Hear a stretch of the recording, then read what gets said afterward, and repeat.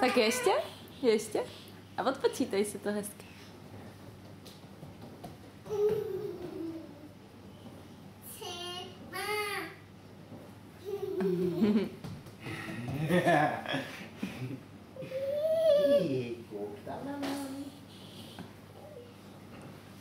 Ještě jednou.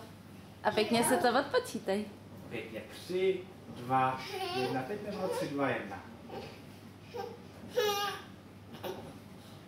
Mám to zvedat potom? Tebe se líbí, jak ty zvedám? Odpočítej. Hezky 3, 2, 1, teď.